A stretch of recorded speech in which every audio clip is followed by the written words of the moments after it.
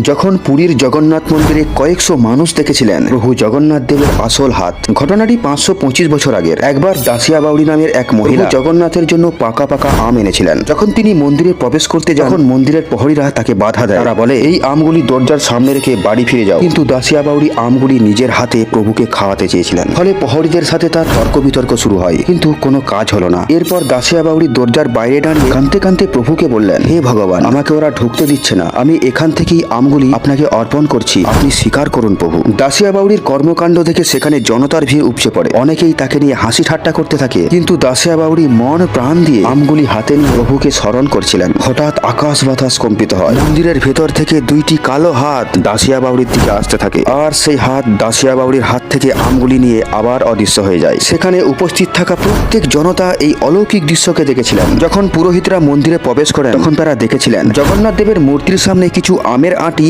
ও খোসা পড়ে রয়েছে। বন্ধুরা, এই ধরনের রোমাঞ্চকর কাহিনী শুনতে আমাদের চ্যানেলটিকে সাবস্ক্রাইব করুন এবং কমেন্ট বক্সে লিখুন জয় জগন্নাথ।